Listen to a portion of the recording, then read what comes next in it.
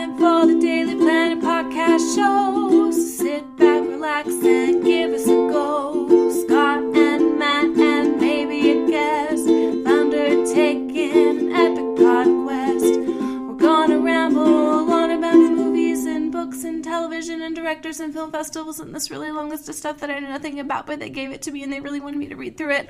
And that's all I can really say about it, but it's gonna be great. Okay, start the show. Oh, geez. Welcome to the Daily Planet, I guess. The weekly podcast covering movies, TV, books, and anything else we feel like talking about. I am but one of an infinite amount of Scott Dalys. Oh, geez. And this is my Matt Freeman. Jesus, Scotty, they know why they're here. What do you think? Do you think they don't know that they're listening to the Daily Planet? I'm just messing with you, Scott. It's the Rick and Morty episode. Rick and Morty episode. Woo. I don't know if those were good impressions or not, but they exist. Yep. They were done. They're out there forever now. Forever. All right. Yes, this is the Daily Planet podcast, and this is the Rick and Morty episode. Matt, I finally got you to watch Rick and Morty, and we're going to talk about it. Yes, we are, and I'm glad that you forced me to do that. Yeah, it's one of those things that, like, you know, and I mean this in no way that can be perceived as insulting at all. It's one of those things that I was like, I know Matt will love this. This is right up Matt's alley, and he needs to try it. And finally, you did. Yeah, I think others had told me to watch it too, and I kind of looked into what it was, and I was like, yes, this seems like it was made just for me. I'll check it out later. And then I happened to have a big kind of dead period of time, and I was just like, all right, this is it. I'm doing it. So binged it. All right, so yeah, we're going to talk all about that. First, we're going to do some news, and then we're going to finish everything up with a little bit on what we've been watching. As always, that's the format of this. It hasn't changed in a long time. Yep. All right, so let's move right into news. Matt, Justice League news again. Okay. It's only 121 minutes long. Oh, that was the news that came out this week, which makes it the shortest of the DC Extended Universe films so far. Yeah. Did I read something good about this movie the other day, or was that about something else? If the good news was that the movie is 121 minutes long, then yes, you did read something good. I honestly don't know. You might have. If there was good news about this movie, I have not heard it. Well, that's good, because I think it's fairly common that the problem with the DC movies are that they drag, and they have scenes that don't need to be there and don't make sense. So hopefully they cut out just the scenes that shouldn't have been in the movie and not any scenes that needed to be in the movie. Yeah, I wonder if this was originally, like, they were always planning on making a shorter film as kind of a course correction, or Joss Whedon just got in and said, ew, no, cut this, cut that. That doesn't work at all. I don't know. We'll never know, probably. But yeah, it's the shortest one. It's only 2 hours, which is still a pretty lengthy movie. But Matt, guess how the DCEU fans reacted to this news? I'm going to guess that they think that they're sucking everything that was important out of the DC franchise by caving in to the Marvel mentality that these movies should be short and fun. I think that is absolutely correct. Okay. I think one of the quotes was, no good movie has ever been under 2 hours before, which is a fucking ridiculous thing to say. Well, I didn't know that. That's an interesting fact. Did you know Citizen Kane was 119 minutes long? I mean, let's just let's not judge whether that's a good movie or not, but it's a well-known movie. It's a ridiculous statement. DC fans are the absolute worst. And I'm speaking very generally there. I'm sure there's some very nice people out there that like the DC movies, but there is a section of that fandom that is awful and kind of hurt my enjoyment of the movies, as it were. Like, I haven't liked much of these movies. I liked Wonder Woman quite a bit, but the attitude that these people have about serious superhero movies is absurd and ridiculous, and they continue to meet the low expectations I have for them. It's kind of strange because, like, everybody likes Superman. So in a sense, everyone is a DC fan, but there is a large contingent of people who go to like a tribal level of, you know, us versus them, and Marvel is bad because I'm a DC guy. It's like, can't you just like superheroes, or can't you just like things that are good even? Yeah. Yeah. I liked Superman and Batman more than any of the Marvel characters. The Superman and Batman were my things. So nothing would make me happier than these movies being good. If Justice League ends up good, I will be so happy. I don't care about a Marvel DC like fight or war. I want them all to be good. If DC makes better movies, it will force Marvel to make better movies and vice versa. Competition is good. We don't have to fight over these things. They can both be good. They can be different or they can be similar. It's okay. Yep. I agree. And so that's all came out of a report that movie is 2 hours long, which is absurd. But the movie is also coming out in 3 weeks, which I can't really believe. I've seen a lot of advertisements for it, but I feel like they started with the trailer so early on this that it seems like this movie has been coming out forever. So the fact that it's finally going to come out is it hasn't really hit me yet. Yeah. Yeah. I mean, they've been planning this for so many years. I agree. I have the same feeling. Yeah. But yeah, that's 3 weeks. Through November 17th, Justice League finally comes out. A 2 hour long Justice League co-directed by Zack Snyder and Joss Whedon. We'll see. The trailers have not left me very hopeful, but I am remaining open-minded as open-minded as possible. Can't wait to hear your verdict so that I can decide whether to see it. All right. Next piece of news I had, Guillermo del Toro, director of this year's The Shape of Water and Crimson Peak and Pan's Labyrinth and a bunch of other wonderful films, is taking a break from directing. Shape of Water comes out in December. It's getting huge amounts of praise, and he's gonna step out of the chair for a little bit. Not to say he will not be working. He will be producing, and he will be writing some projects that are in the future, but he's kind of been going hard for a few years now, where he's had something coming out every year, and he's taking a break, which is good for him. I saw a lot of people were upset about this because they love Del Toro so much. I do too, but give the guy a break. Yeah, that sounds like a really hard job to do endlessly. Yeah. Especially like the range of films that he does. Like he goes from really big budget movies to these smaller movies, smaller, more intimate things, with basically no break in between. So he's finally wanting to take one. And like I said, a guy like him never really stops working. He's just not going to be directed by Guillermo del Toro for, I think he literally said a year. So it's not like he's taking a long hiatus. It's just like, I'm taking off for a year.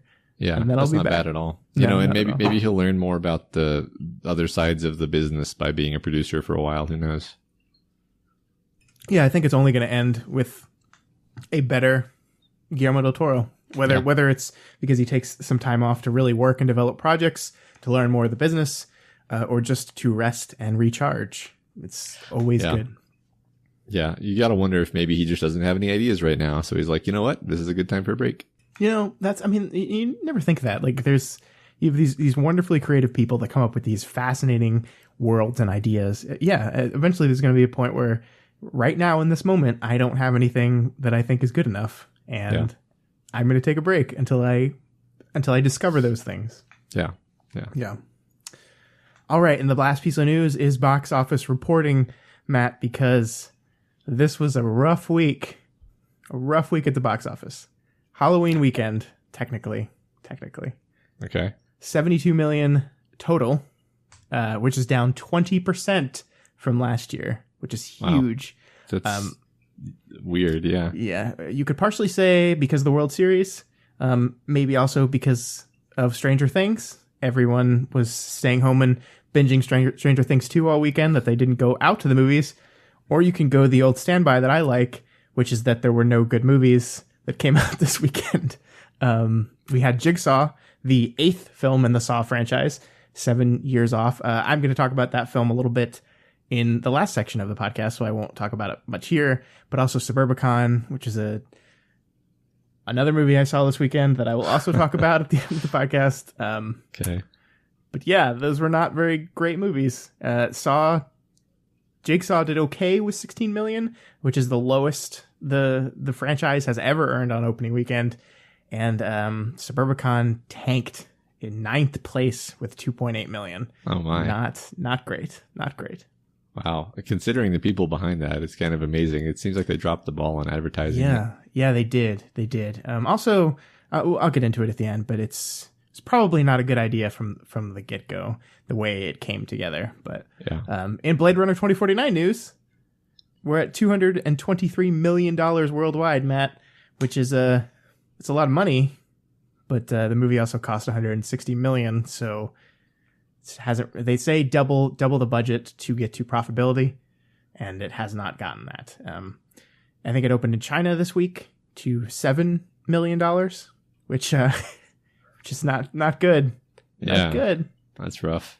Yeah. So once again, I'm going to complain about people who whine about the state of cinema and the death of cinematic movies, and then don't turn out for movies like Blade Runner, which are wonderful and beautiful. And I don't care what Michael says; it's a great movie. And everyone that didn't go see this movie, I'm really disappointed in you. Yeah, we did our best, Scott. We tried to tell them. I know. I used our platform. You know, it's getting to November, which is getting to December, so I'm starting to kind of think about my top 10 of the year and where Blade Runner is going to fall on that. I haven't compiled it, but it's going to be on there, I'm pretty sure, and I think it's going to be near the top of that list. So, yeah, I mean, as you know, I don't see nearly as many movies as you, but that's like the best movie I've seen in quite a while, I think. Awesome. Yeah. Well, that's our Blade Runner corner to shill for the movie again, because it is still in some theaters, and you can still go see it if you haven't. Please do. Yeah, maybe you could go see it like a million times. Here's the thing: everyone involved in that movie is going to be fine, though. The movie didn't make money. The studio will be fine. The director will be fine. The actors will be fine. Like, everyone's going to be okay. Yeah, so, I mean, it'll probably win awards too. Yeah, it probably will. At least it'll be nominated for cinematography for sure. It might not win it, but I think like costuming, special effects, maybe. I think it's gonna do well at the Oscars, I think. Yeah. And that's all we have for news this week. Hopefully the box office will be a little bit better next week.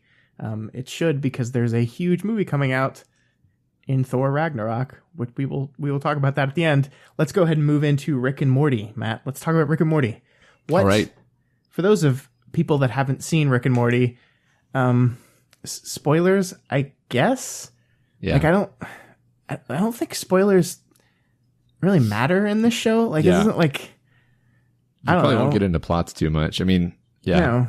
There's a few things. There's a few things that might be considered spoilers, but I don't even think they would ruin your enjoyment if you knew about them. You'd probably just be enticed by them. Yeah, it's not the kind of. I mean, the writing is fantastic, and we'll get into that. But it's not the kind of thing that like there are twists and turns or character surprises that you wouldn't see coming to the point where listening to us talk about it before seeing it would ruin it. But in fact, I would even say it's the contrary, because there were some things that I knew going into it through osmosis. Like I would be watching some YouTube video, they'd be talking about Rick and Morty, and for example, they'd be talking about the fact that if you pay attention to what universe the characters that we're following always refer to, there's like one or two episodes where the Rick and Morty in those episodes use a different universe number.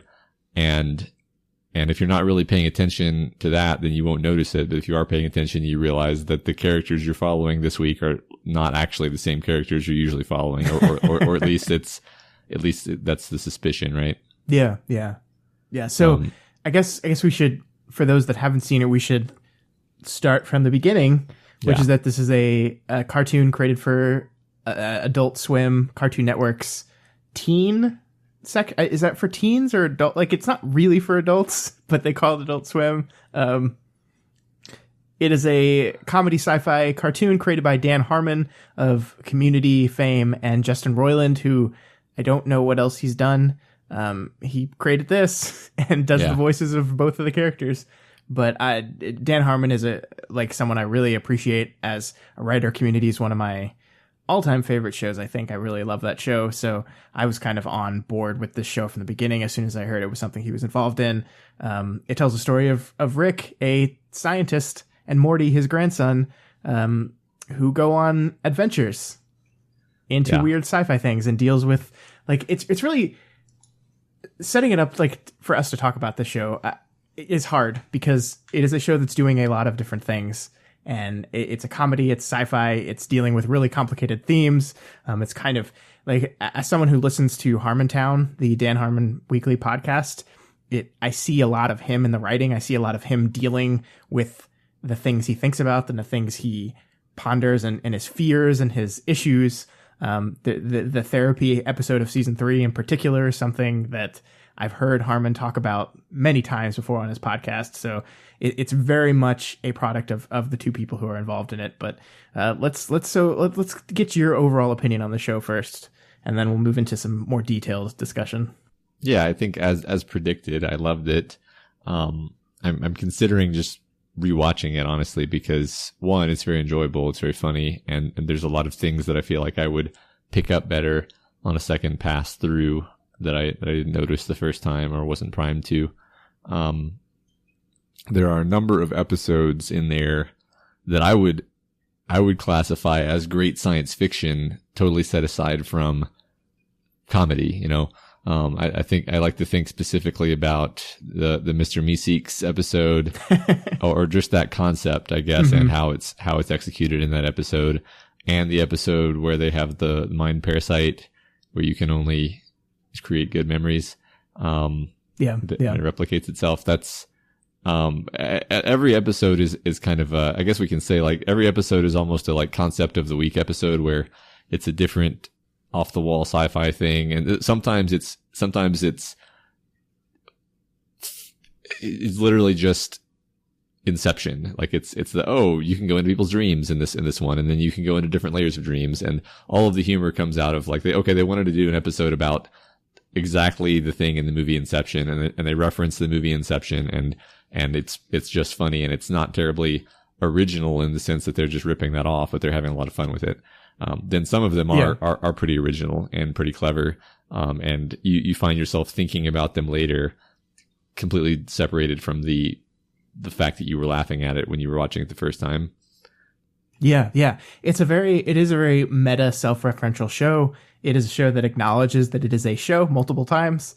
They always do the clip episode shows, which are just the interdimensional cable in the first 2 seasons, and then Morty's Mind Blowers in the third, which I don't know if you knew this, but that's just, at least the interdimensional cable is just the two of them improvising for hours, and then they just cut it up and throw it into episodes. So that's why you like hear the people in the advertisements laughing, because it's just Justin Roiland and Dan Harmon laughing as they're improvising stuff, which is insane. I think I picked up on that because of the fact that sometimes it becomes clear that they're laughing at themselves. But yeah, I mean, it is pretty funny because it's very often you are surprised. Like, this is too funny to be off the cuff. Yeah. But even in those, I think that like the interdimensional cable episodes are a really good window into like how brilliant these guys are, because even in their random improv spitballing, there's interesting sci-fi ideas that pop up every once in a while. And you're just like, you thought of that off the cuff, and it's like not really formed enough to be a whole episode, but it's funny and intriguing in its own way. Yeah. So we're going to jump around, I imagine, a lot in this discussion. Yeah, I think so. But one thing that I have to talk about, you can't go too long without talking about, I guess, is that the show does have a lot of heart. We've talked a lot about the humor and the science fiction, so it entices you intellectually and it makes you laugh, but also it has a tremendous amount of heart in the relationships between the characters. Fundamentally, this is one of those family drama cartoons, like The Simpsons or I was going to say Family Guy. I don't really want to compare this to Family Guy. No, please don't. But the concept, we've mentioned Rick and Morty because they're the main characters, and we do spend disproportionately more time with Rick and Morty, but we spend an awful lot of time with Jerry and Summer and the other character, Beth, yes, which is the Morty's mom and dad and sister.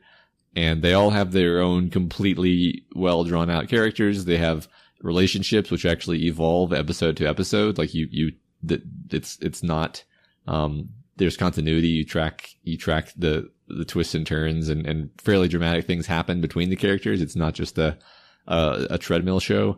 And you'll very often be moved emotionally by things, in that way where, it's kind of flipping between drama and comedy in a way that's very satisfying.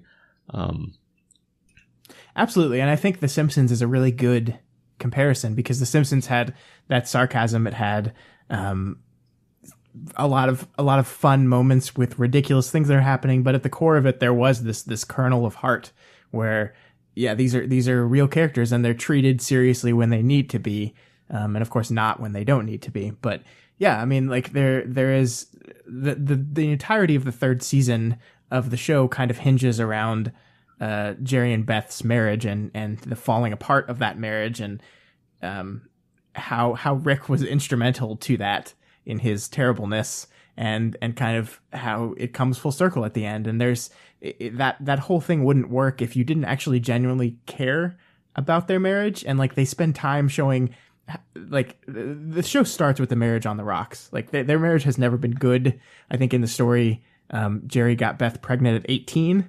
And so they just got married because she was pregnant and they were going to have kids. So it's never been like a healthy, good relationship. Everyone in this show has like serious issues. And they're real issues. They're real human issues that people have. And the show isn't afraid to look into those and examine them and go down those rabbit holes with exploring exactly how these issues manifest themselves. Yeah. That's a big part of it. They also really entice you and make you interested because there's always hints that there's more under the surface with these characters. Like, you know that Rick disappeared for 10 years and was out of Beth's life. And at first that's played as just like, okay, that's the background for why the situation is happening. But over time you begin to wonder, okay, why did he disappear for 10 years? And furthermore, why is he back? And is this the same Rick actually that left? Because we know that there's perhaps infinite, or at least a huge number of available universes that they can travel between. And that there's something special about this Rick, or at least that's implied many times. And there may be something special about this Morty. And what's the deal with evil Morty? And there's all these things where you suspect that there's some, that I guess that's one thing I really like about it. And I think that, you know, statements that the showrunners and writers have given, you know, off of the show kind of indicate they have an image of what this is going to be and what all of this is going to mean. It's not just, they're not just throwing these elements in there to be like, okay, this serves a dramatic purpose in this episode at this moment. It's all part of a many years long narrative that I at least have confidence that it's going to actually come to a satisfying resolution at some point, which is the kind of storytelling I really enjoy. It's great. Yeah. One of the things I wanted to talk to you about for a while, because it's true to my nerdy story heart, is Dan Harmon himself is a big like story wonk and a big like structure. Like, he's obsessed with story structure. Like, he is very much a proponent of Campbell's hero's journey. Like, that's one of the things that in any interview when he's talking about story and how he lays out story, he invariably goes back to the hero's journey and how important that structure is to him to tell a good story. And if you look at the episodes, not only like the episode by episode arc, but the overall season arc and arguably the overall series arc, as we've seen it, you can see those hero's journey elements in there. And I think because, like, you know, it's very easy to say, oh, this is a funny show that has cool sci-fi elements, but from a structural standpoint, like, he knows how to tell a compelling, complete story in 22 minutes because he's so obsessed with the structure of that narrative, and it really comes through. So like, this is a fantastically written show, like not just coming up with the fun ideas, not just the fun jokes, but how we see characters grow and change and go through their conflict. It's so well done. Yeah. And it's not repetitive. That's one thing that I tend to think of with hero's journey. If somebody says, oh yeah, this is a hero's journey story, I'll just be like, okay, well then I barely need to watch it. I kind of already know the plot. But that's not true at all here, because Harmon is definitely understands and has internalized the concepts of the hero's journey to the extent that he can implement them in a very abstract way, where in retrospect you can think about an episode and say, yeah, I can actually fit that into a hero's journey circle, and it makes sense and nothing is forced. But at the same time, you're like, wow, I never thought of using that way. I was watching a YouTube where somebody actually did this. They actually took an episode and they broke it into a hero's journey kind of, they broke out all of the story points in it. And I was like, yep, I'm not even gonna argue. That is what that is. Although at the time it didn't feel like a hero's journey because, mainly because it's not, what's happening is not really heroic. It's more like they're taking some aspect of a character and they're exploring that and exploring the struggle for that aspect of that character via the hero's journey, rather than just like, oh, are they gonna get the special item? It's more like is Morty going to retain his innocence in this specific way? Right. Because I think that's the repetitive, boring nature of people who cling to the structure is because they take it to its most literal extent, where if you take the hero's journey, the circle, and put it to its most abstract, it's really just character is in certain place, gets opportunity, pursues opportunity based on want, experiences some sort of change, and comes back to where he was in a changed state. And that's very abstract, but that's just what we call character growth. It's just a way of structuring and organizing a character arc. And so if you don't take it to its literal, if you take it to its abstract, that's how you tell a story. And you're right. Harmon does that. He's not interested in the tropes of the hero's journey. He's interested in using it as a tool to get his character to a new place. Yeah. And I think, as we talked about on our 3-act structure podcast, if you're missing some of these elements, you don't know what's wrong with the story, but you know something about the story doesn't work. Right. And it tends to be that you left out some element that your brain was kind of expecting in order to feel satisfied about the story being complete and finished. Yeah. Absolutely. Yeah. All right. So I wanted to talk to you about season 3 specifically, and only because that's the one that just ended. And so that's the one I'm the most familiar with. And I think it's become kind of controversial, only because there are some people who say it's not as good as the other two. And this also, the show has gotten to a bigger place than it ever was. I don't know if you knew this, but Rick and Morty is the #1 comedy show in the world right now. No, I didn't. That makes me happy to hear, actually. Yeah. This has gotten huge. Last week's Dan Harmon podcast, he was talking about how for the first time in his life, he has a thing that's bringing in enough money to where he doesn't have to go out and attempt to play games with all these other studios and networks to try to get stuff made so he can get money. So he's finally in a place where he can relax, which is, I'm happy for him because he deserves that. And he the show is big enough. So Community, he was always constantly worried about it being canceled because it was always on the verge of being canceled. The fact that the show lasted as long as it did is a minor miracle. Rick and Morty has gotten to a place where if they wanted to keep doing this, Cartoon Network would let them do it forever.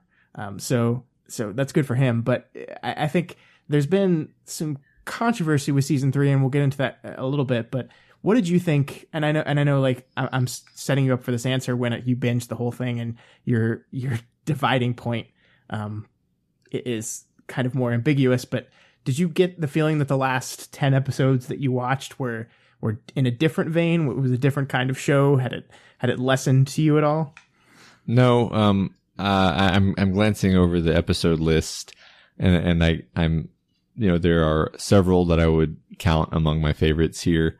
There's definitely a few things that suggest that they're being a bit more bold, perhaps in certain ways, like the Pickle Rick thing, was really strange and off pattern for the show, which I don't see as a bad thing. It's just okay, they're trying something different this time, where the whole episode is the family's in therapy and Rick is being a pickle, and just it kind of goes off the rails in a certain sense, but that doesn't, I'm not going to say no, go back to the exact same format that you always do. Yeah.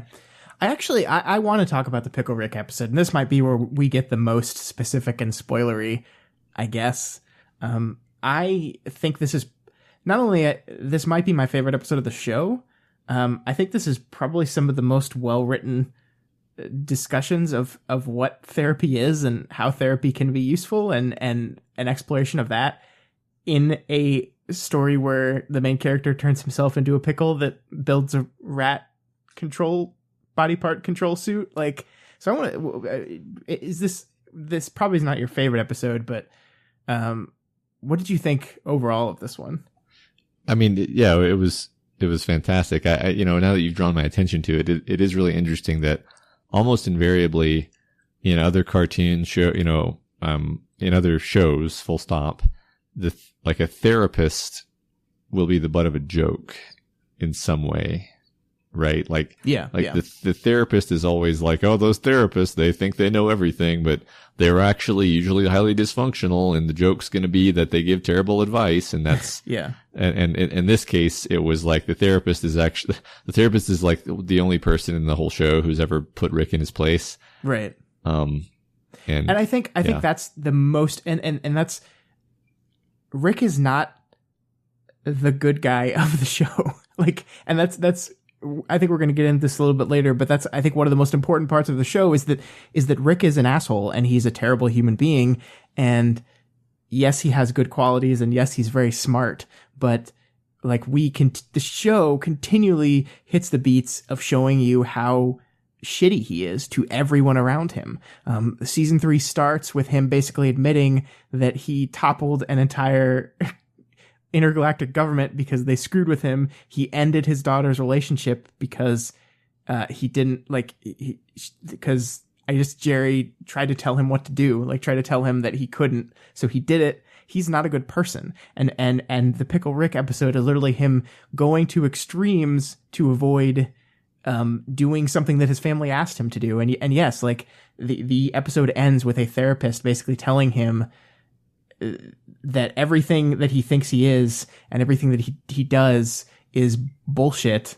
And I love her speech, and I wish we could just drop it in here because it's wonderful. She's also played by Susan Sarandon, which is incredible because you hear Susan Sarandon talking about someone turning themselves into a pickle, but it's just brilliant writing. Like this whole first of all, this idea that therapy isn't fun. It's not as interesting as his adventures. It's not something that like you can get through just because you're smart. It's just hard work. And if you have to be willing to do the work to get to a better place. And it's something that kind of throws his whole worldview out of alignment. It's great. Yeah. It's a great scene, and his character in general, it highlights, I think, what works really well about the characters here, because he is this terribly flawed character, and you give him, it edges into mystique, I think, because we don't know what happened to him that made him this way, and that presupposes that something happened to him that made him this way. That's kind of what the show is asking us to believe. Although it would be an interesting sort of inversion if, no, that's just the way he is,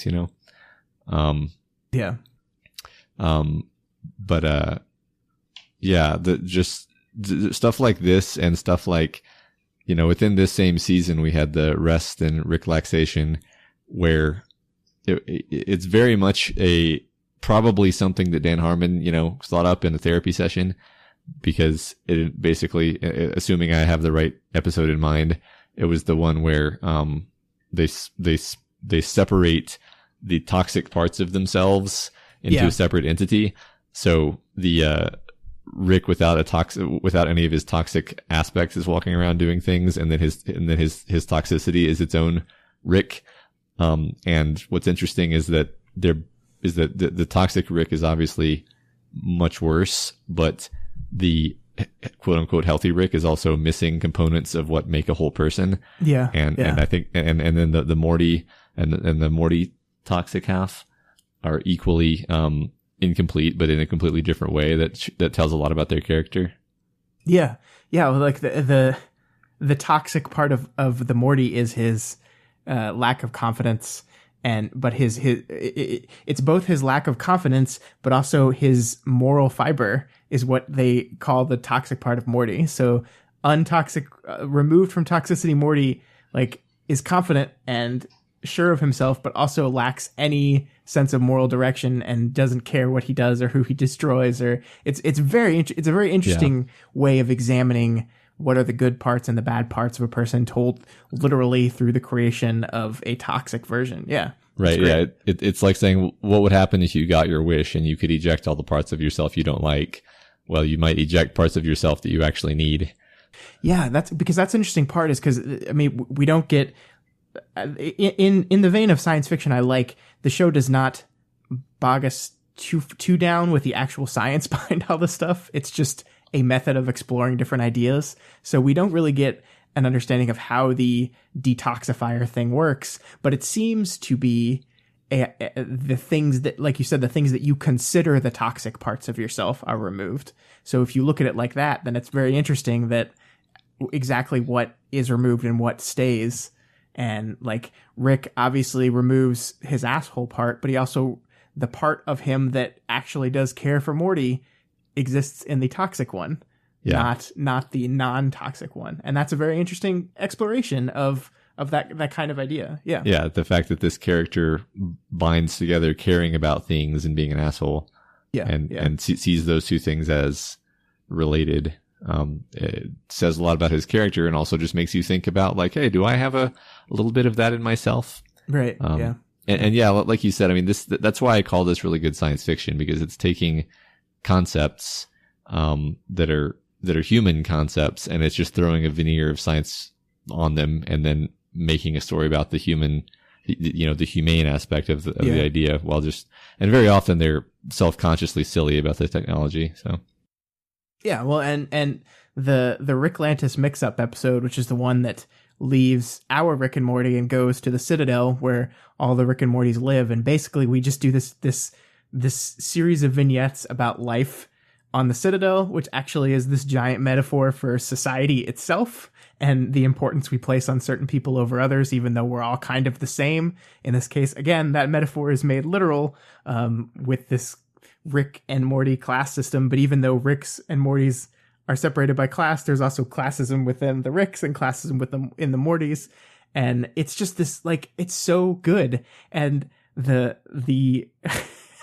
the bottled feeling of him with his daughter, which again says a little bit of something about Rick, although the episode doesn't really look into it too much. The fact that like he has one good memory with his daughter, and that's bottled into something that makes cookies taste good. But then it twists that to make the idea of finally finding who you are and declaring yourself and being free is then also just bottled into a cookie. But I like that episode a lot too. This fascinating viewpoint into society using these characters. Yeah, me too. That was one of my favorite episodes, and that was completely off of the normal pattern. Yeah, we literally start with our two characters going on their standard adventure, and then we just leave them behind. Yeah. That was they break the fourth wall about it basically. One thing I wanted to talk about was how I've heard in a few places people referring to this as like a nihilistic show or a show about nihilism. It's definitely not a nihilistic show, although it may be a show about nihilism. And I always find it a little irritating actually, because it makes me think that people are misreading it, thinking that the character of Rick, who has trouble finding meaning in things and is always trying to escape himself and put himself in crazy situations, that's his flaw. That's his character flaw. That's not cool. And the show punishes him for that and repeatedly shows us that he's actually suffering quite a lot and is trying to escape his nature. So I just don't want people to say, oh, this is a nihilistic show. It's like, no, it's a very human show. Yeah, it goes into that thing that portraying something or showing something automatically means you're complicit in it, or that the writers and creators of the show believe that way. Mm-hmm. When in actuality you are showing things to very specifically examine them and give your opinion on them. And I think you're absolutely right that that nihilism and this idea that the universe, that because there are literally infinite numbers of Ricks, literally infinite number of Mortys, literally infinite number of worlds where everything has happened, that nothing means anything, is rejected by the show. I think the show very specifically says, in a world where nothing means everything, the things that you hold dear, the things that are important to you, your family, your loved ones, those things become all that matters, because that's all that there is. Yeah. I kind of want to tie in this idea of, in the very first episode and a few times throughout the show, Rick says one of his things that he says, which is, don't think about it.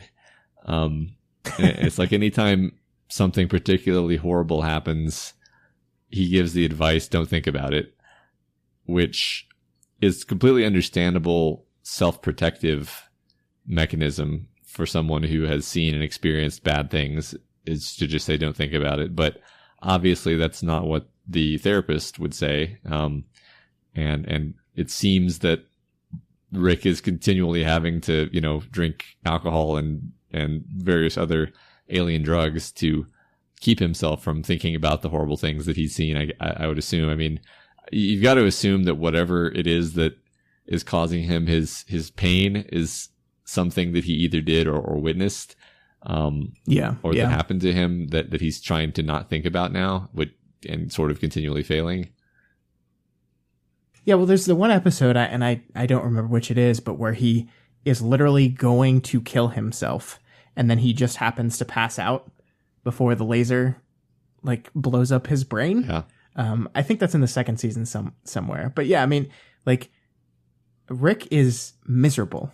He is a miserable human being. He is not happy, and he clouds that with his intelligence and the fact that he can do anything and go anywhere, and he hides that with his nihilism, that it doesn't matter whether I'm happy or not because nothing means anything. But yeah, we don't show him trying to commit suicide if we're not trying to say that breeds misery.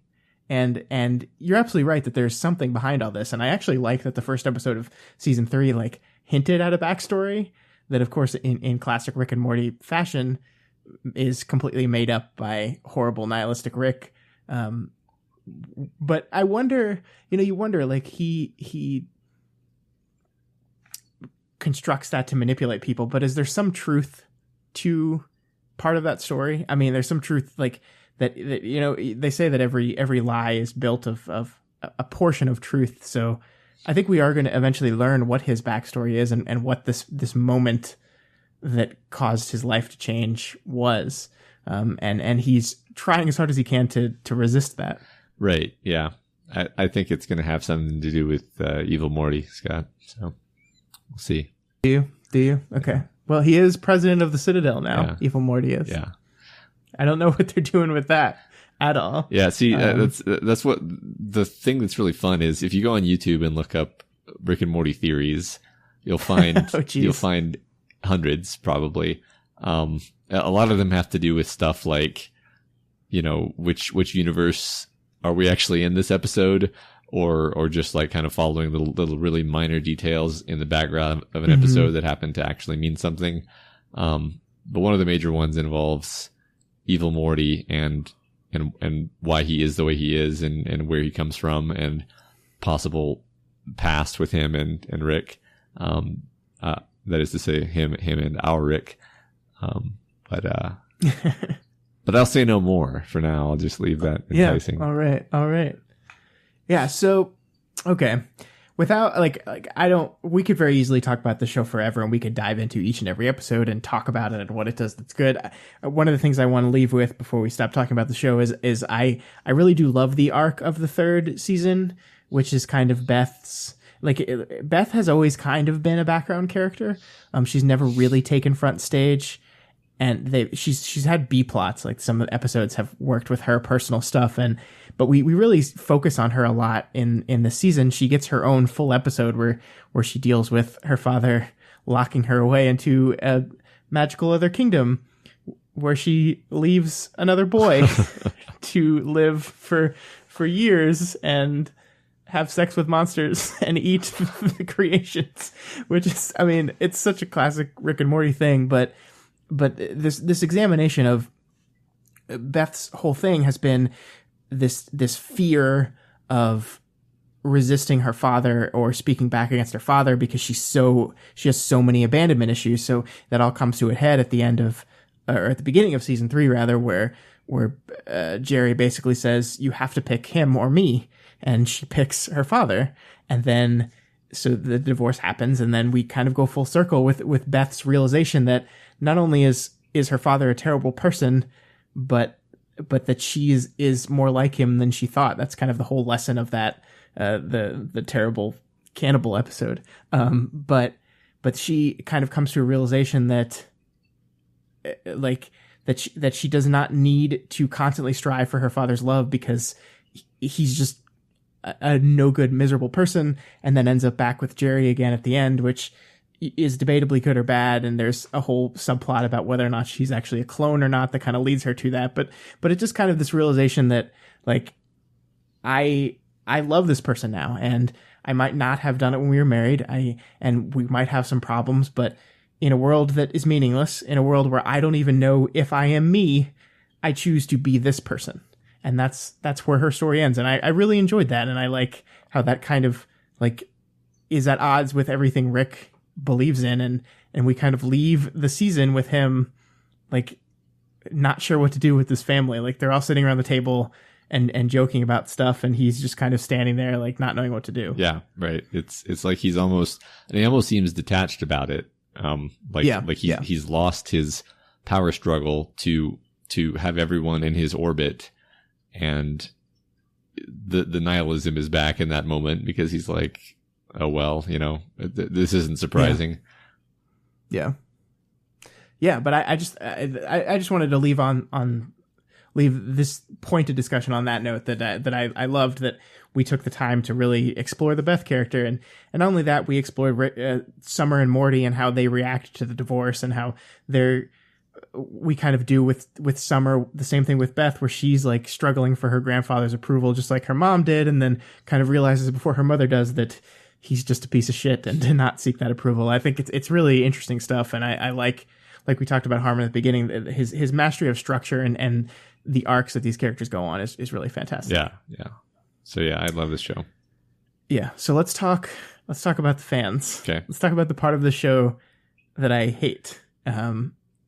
So there's been a contingent, and again, we are fans of the show. So when we were talking about fans, we are talking about a very specific section of the fandom, not the fandom at large.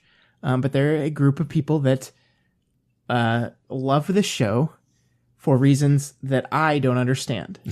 People that think that that this is a smart show, and that by watching this show they are smart and they are better than everyone else, and they basically use Rick as a surrogate character for the type of person they want to be, which is, as we've discussed, such a completely wrong read of the show. It kind of astounds me. But at the same time, it doesn't, because I think you and I have talked about this before. We've seen this in a lot of other things. We saw it in Breaking Bad, where we're not supposed to like Walter White at some point. We're supposed to understand him. We're supposed to kind of empathize with him a little bit, but he is a monster. And the same, I think, is with Rick. Like, you should not want to be Rick. Yeah. I mean, it's understandable for the same reasons as Walter White, actually, because Walter White is a badass, and he's strong, and he gets what he wants, which is kind of all that you see if you're in a certain frame of mind. What you don't see is that he's miserable and destroying the lives of himself and everyone around him. And it's kind of the same with Rick, actually, especially because Rick is, if anything, even more seductive than Walter White, because he's like smarter and also more, he's funny. He always has the right thing to say, even if it's at the expense of the happiness of the people who he cares about. Or mm-hmm. he'd rather tear down his, granddaughter, in a sarcastic way than allow some measure of vulnerability into the conversation. Yeah. Yeah. Which leads to opinions that the Pickle Rick episode, which people loved the Pickle Rick episode because Rick is a pickle, and that is great. But the moral at the end of that tale is that Rick was wrong, and leads them to think, he got that therapist real good. And it astounds me. It boggles me that you could come out of that episode saying anything other than Rick was in the wrong here, that Rick is behaving inappropriately and hurting his family and using all these classic aversion techniques to get out of doing things. And I don't know what to do. Yeah, I think people just aren't watching the show, kind of appreciating what it's trying to do. They're just very superficially looking at, it's a fun space adventure about Space Grandpa and his portal gun, and they're just kind of watching it as like an adventure show instead of this like psychodrama that we're actually enjoying. Which astounds me because like part of the things they say about the show is how intelligent it is and how smart of a show it is. And I'm like, well, then you're not watching it smartly. Right. What they mean when they say that is that it has fun science fiction concepts. They're not actually Gotcha. talking about the deep, very kind of nuanced dramatic elements when they say smart, which is what we're talking about when we say smart. They're talking about the fact that it has an episode where they talk about Inception, because Inception was a really smart movie, Scott. It was really smart. And so this movie has this show has an Inception episode. So it's smart like Inception. Yeah. That's what they mean. So this contingent of fandom, I think, has been getting louder and louder as the show has gotten more and more popular. And we kind of saw it come to a head in this third season. And that's why I wanted to talk through it with you, because there was the Vindicators 3 episode, who had two women listed as the head writers, the actual written by credits, for the Vindicators 3 episode. And this is, probably one of the weaker episodes of the season and end of the show so far. And there's parts of it I really do enjoy, but I watched a whole video on kind of dissecting the episode and exactly why it is the weaker. And it has nothing to do with the fact that women wrote it. Like, that's ridiculous. But there are a certain segment of the fandom that saw that it had women as the head writers and then blamed it on them and blamed the fact that this whole social justice warriors thing, that they brought in women because they needed to be more politically correct, and they're ruining their show, which is so far from the truth, because there have always been women on the writers room, and this is just one of the episodes they got head writer for. That's just how writers room works. And you take that frustration, and then it all boils over into this stupid fucking Szechuan sauce stuff, Matt. I cannot believe that this is a thing that we're going to talk about, because I can't believe it exists. But I guess you had heard of this before you actually watched the show. Yeah, I had some conception that Rick and Morty was a show that had to do with alternate dimensions, and there was a dimension where there was McDonald's Szechuan sauce, and then someone at McDonald's decided to capitalize on this by having Szechuan sauce at McDonald's, and then we got the crap sack world we deserve because of this. Yeah. Yeah. So for those of you that don't know, somehow you're fortunate, and I'm sorry, I'm going to ruin the world for you. But yeah, McDonald's, season 3, episode 1 ends with Rick basically declaring that the entire motivation of everything he's done is to just get some Szechuan sauce. And that is intentionally like nihilistic and meaningless coming from the character, because like it is shitty McDonald's dipping sauce. It means nothing. It is nothing. It's supposed to be like this turn of you realize how much of a piece of shit Rick is, because that's all he cares about, which is a meaningless nothing thing. And of course, our corporate overlords, McDonald's, pick up on that cultural move and decide they're going to bring back the sauce for a limited day. They had a very limited amount of it, and were not anticipating how many Rick and Morty fans would show up. And so they sold out. And of course, people did not handle it well. People went crazy, and people yelled and threatened to boycott McDonald's and threw a fit online. And there's videos of people throwing a fit in the store. I don't know if you saw the one where the guy jumps up on the counter and like at a McDonald's and screams, "I want my Szechuan sauce. I'm Pickle Rick," and runs around the store like an asshole. But not only is this reaction annoying, but like the entire point of it, the entire point of the Szechuan sauce, as we said, is that it was meaningless and unimportant, and it's attaching value to a meaningless thing. So for people to flip out this much about it means they missed that entire point. Like, it's just shitty sugar dipping sauce at McDonald's. Yeah. It's nothing. That was the funniest part to me, is that it was probably actually disgusting. And Rick just, like, it's like late night drunk food in that it's not actually good. It's just like, oh, it's a sugar sauce for chicken nuggets or whatever. And no one would ever actually say, oh, this is actually really good. It's good in the same way that, like, breadsticks are really good when you've had a few beers. Right. They intentionally picked a thing that no one remembers because it was a promotional Mulan dipping sauce that was only around for a few weeks. So they intentionally picked something that no one remembered, that had no value attached to it, that nobody was asking for. That's the entire point of it. And for people to flip their shit when they don't get this meaningless stuff that only has value because the thing you like has deemed it valuable is missing the entire fucking point of the show, and it drives me insane. Yeah. Well, yeah. I mean, it is interesting how the more popular it gets, the more crazy people. I mean, I guess just the more crazy people it's going to attract, the more popular it gets. That's kind of a simple, straightforward relationship.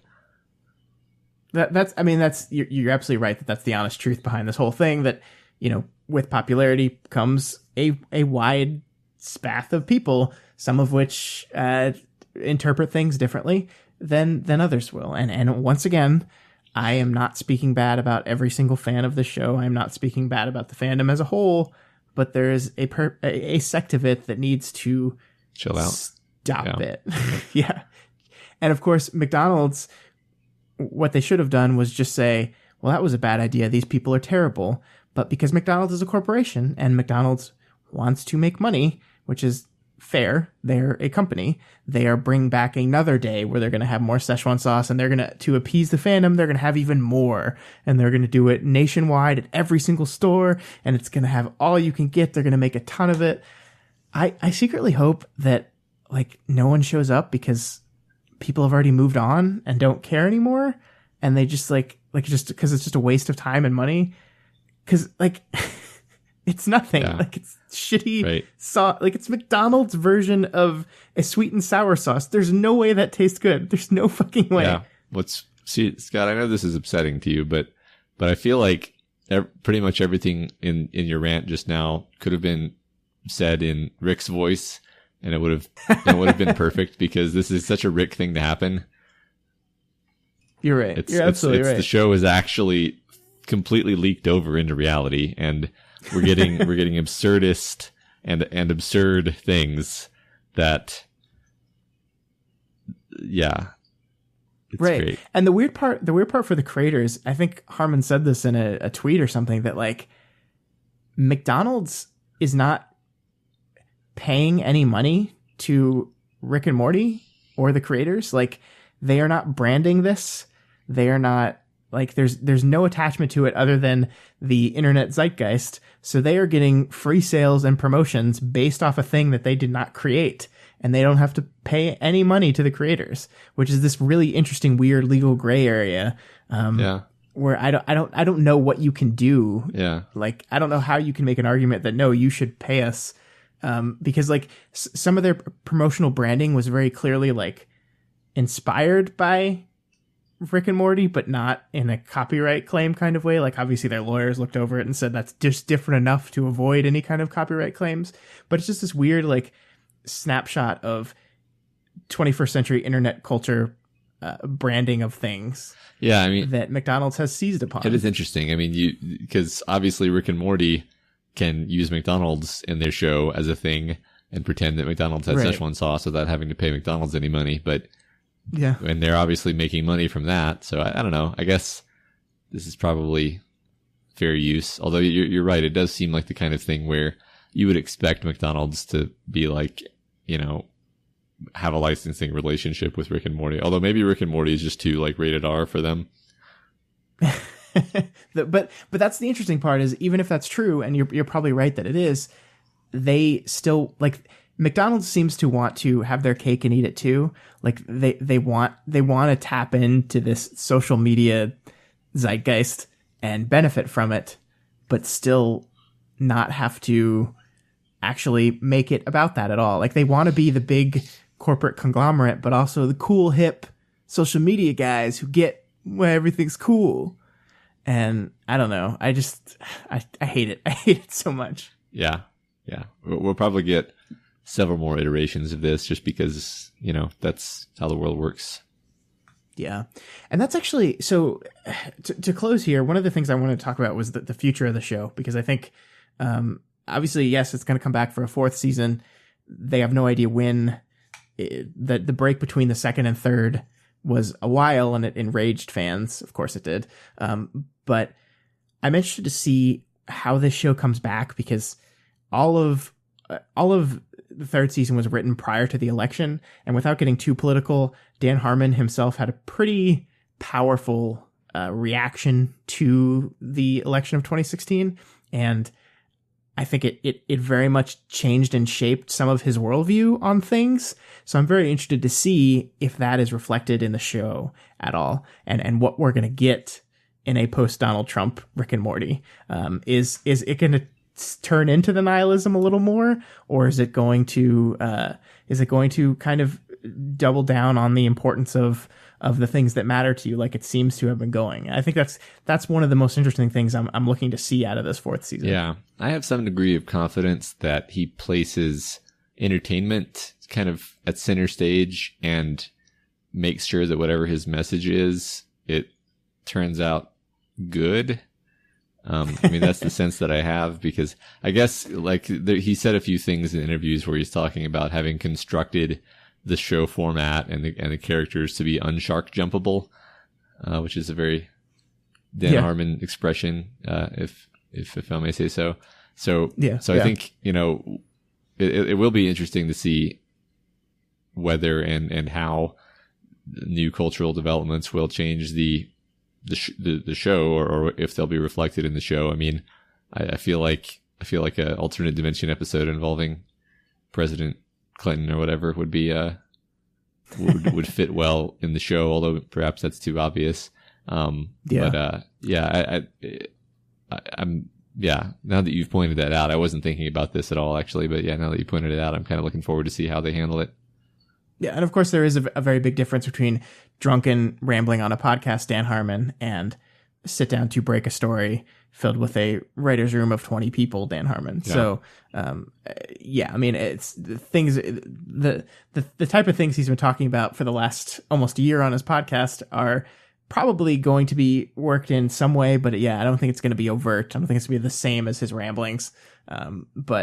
But there is, like I said, there is so much of him in the show. Like you can see it in some of the way they talk, like in some of the rants Rick goes on from time to time. Like the one I just had, I can hear that coming out of Harmon's mouth, even though it's Roiland doing the voices. But yeah. So that's Rick and Morty. Anything else before we move on? No, you made me want to listen to the Harmon podcast, because I don't actually.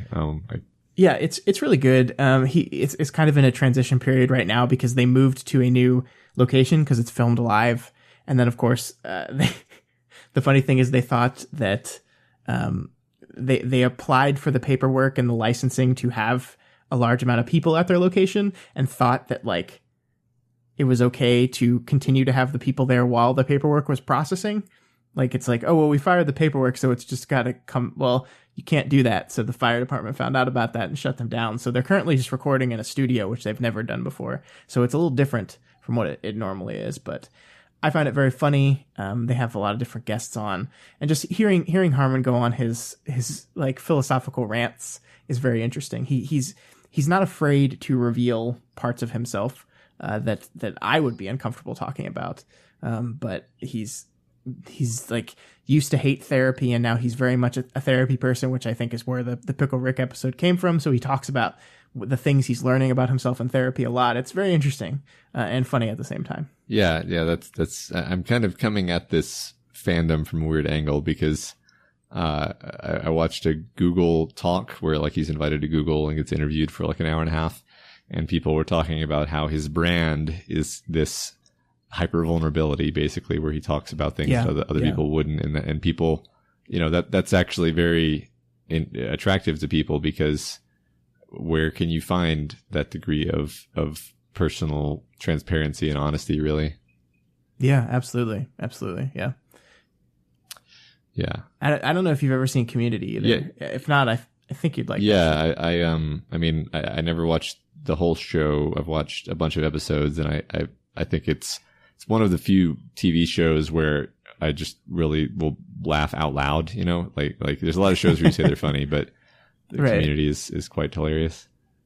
Yeah. All right. So that's Rick and Morty. We are anxiously awaiting for season 4, and I'm sure in the 2 or 3 years it takes for that to come out, we will come back and talk about Rick and Morty again. But I think we covered everything we wanted to talk about. It's very hard to talk about a show as a whole, like 3 years worth of shows without like diving into the details of each episode and saying, I liked this part. But I think we got through what we wanted to. Yeah, I agree. I mean, it's kind of a fractal thing where you could talk about any given episode for quite a while, but on the whole, I think part of what I like to do is just say like, hey, everybody, if you haven't heard of this, here's us talking about it, and then maybe we'll convince you to check it out. Yeah. And I think that's worked before. Yeah. For us. So hopefully if you listen to this podcast, you will want to go check out Rick and Morty if you haven't already. I think seasons 1 and 2 are available on Hulu. The third is not available anywhere yet legally, unless you want to buy it. It's not like on any free streaming platform, but that is Rick and Morty. So Matt, what have you been watching? I don't think I've been watching anything since our last episode. Rick and Morty. Yeah. Rick and Morty. Yeah, I mean, watched a bunch of YouTubes about Rick and Morty theories, I guess. I knew you were going to get into the theory crafting. I had a feeling. That's my thing. Yeah. All right, well, that's fine, because I got 2 things to talk about. Hit me. So first I want to talk about Jigsaw, which is, as I mentioned at the top of the podcast, the 8th film in the Saw expanded universe. If somehow you haven't heard what the Saw movies are, for 7 years, from like I think 2004 to whatever that plus 7 is, they were movies that came out every Halloween, and it's basically torture porn. Like the first one was this very small insular film where this serial killer designs traps to test his victims. Basically, victims are people who have committed crimes, either escaped from justice or just been miserable, shitty people, and he tries to get them to learn about themselves by putting them in these places, these things where if they follow the rules and make the sacrifices and repent, they can technically escape, but they usually die in horrible, gruesome ways. The movies got more and more violent and kind of ridiculous and elaborate as they went along. I think the main character, the serial killer dies in the 3rd movie, and yet they continued on without him. And they finally stopped doing it, but we're back 7 years later, or 10 years within the world of the story. And shockingly, Matt, this is not a very good movie. They took 7 years off and did not come up with any original new ideas. It's kind of the same thing over again. There's traps, and there's death, and there's testing people, and then there's some twist endings at the end that you can't see coming, not because the clues are heavily hidden, but because the twist always involves information that the story has just never told you. Like there's no way you could ever guess these twists because they don't play by the rules. And that's basically all it is. There's some fun parts in it. Some of they seem to have kind of simplified it down again. So the traps aren't super elaborate, ridiculous things, but are just fun ideas. It's not quite as gruesome as some of the later ones, but it's fine. If you like Saw movies, you might like it. It's just, I don't know. I was hoping that when you take almost a decade off, you kind of come up with a new way of doing the movie that they just didn't seem to care to do. No, it seems more likely that they are viewing this as a pseudo soft reboot to attack a whole new generation of moviegoers with the Saw concept. And that very much does seem like what it is. There's a reason why they didn't call it Saw 8. It is still existing in the same world as Saw, but a lot of the complicated, convoluted things around the plot that got there by the 7th edition have just been kind of eschewed and ignored. So they've kind of gone back to basics, and I think you're right that they looked at this as kind of a soft reboot. It doesn't seem like it's going to work out for them, though, which is good because I really don't think we need more of these movies. Yeah. All right. But somehow, inexplicably, not the worst movie I saw this weekend. Well, tell me about Suburbicon, Scott. Suburbicon, which is a Coen Brothers script directed by George Clooney, starring Matt Damon. How could this movie not be good? Well, let me tell you. So here's the story behind Suburbicon. This was a script that the Coen Brothers wrote years ago. I think before Blood Simple they wrote this script. So this is one of their very early ideas that they shelved because they didn't feel it was good enough to make into a movie. And George Clooney found it, and he took it, and he combined it with a film he was working on, which was a semi-true story about a black family that moves into a white suburb in the late 1950s and is met with racism and persecution and horrible behavior. And he took these two ideas and just threw them together. And what you get is something that feels like, naturally, two entirely separate movies. And you're probably wondering right now, why have I seen none of the black family in the trailers? And that's because the trailers completely ignore this whole second part of the film. And that's one of the problems with the movie, is that it kind of ignores them too. It has this big message about race relations and how we treat people, mixed in with this seedy plot with Matt Damon at the fore that actually covers a lot of the same themes Fargo did. Like, you could almost see how they wrote the script exploring these themes, the Coens did, and then shelved it and then put a lot of those same themes into Fargo. So it wasn't a good project to begin with. And the directing's fine. The acting's fine. I think it airs more on the Coen side of these people don't feel like real people. They're like so kind of animated and charactery that they stop feeling like real people. And I just didn't care for it at all. Like, there was no real interesting part of it for me, with the exception of Oscar Isaac, who did a great small role that's only there for 10 minutes or so. He was great. But other than that, there's nothing really to recommend here. Yeah, well, I'm not tempted to watch it. It's unfortunate considering all the names and energy put into it. And it is weird. Yeah. I had no conception that there was anything about a black family in this movie at all. Yep, and it's weird. Like, the movie opens on that. The movie opens with a mailman going down the street in friendly Suburbicon, which is the name of the suburb, and then he goes to deliver mail to the new neighbors, and it's a black family, and he like freaks out, and so does everyone else, and there's this big uproar about like, how could we let these people live here? They're going to ruin everything. And then we cut to Matt Damon and his family, and kind of completely forget that other family is there for a while until we need to come back to them for some plot element. And again, I see what Clooney's trying to do with this. I really do.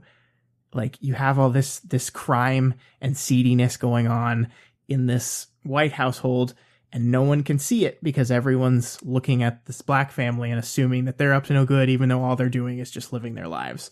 But the result of that is it kind of turns this black family into a plot element rather than a actual real group of people going through things. It just makes them victims. It doesn't give them any agency. It doesn't do anything for them. It doesn't really like show them overcome anything. And it's a horrible idea. It was a big mistake. Yeah, it was a big mistake. Sounds kind of unfinished. Yep. Yeah, and if the Coen brothers say the script is not good enough, George, just listen to them. Just listen to them. Right. So that's Suburbicon. Don't go see it. All right. Really I won't. All right, then I've done my job. So that's all we have for this week. Next week on the podcast, we are fulfilling our superhero duty and discussing the latest film in the Marvel Cinematic Universe, Taika Waititi's Thor Ragnarok.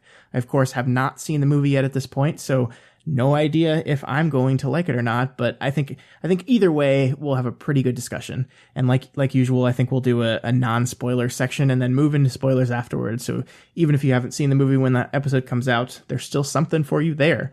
I'm gonna try to see that. Yeah, please do, because I need someone to come on, because I don't know if Michael's going to go. So, because Michael definitely gonna hate it. I mean, if there's one thing I know, Michael will hate this movie. Right. Yeah. Yeah. Also appearing in the Daily Planet suite of podcasts are new episodes of all of our weekly shows. We've got Worm, So-Called Writers, and Phantom Zone coming on Wednesday, Thursday, and Friday mornings, respectively. So subscribe on iTunes, Stitcher, YouTube, basically anywhere podcasts are found, and never miss an episode. Yeah, if you have any questions, comments, or just want to tell Michael how wrong he is for not liking Blade Runner 2049, you can reach out to us by email at dailyplanetfilms, dailyplanetfilms@gmail.com, on Twitter @dailyplanetfilms, or over on our website, dailyplanetfilms.com. Of course, that's DALY. It's my last name. That's right. That's what it is. Check it out, y'all. If you like what we do here and want to help us do more of it, consider heading over to our Patreon page, patreon.com/dailyplanetfilms, and donating $1 a month or whatever else you can afford. Every little bit helps us create new, better, smarter content. Yes. And that's it for us week. Join us next week for the comedy Thor movie.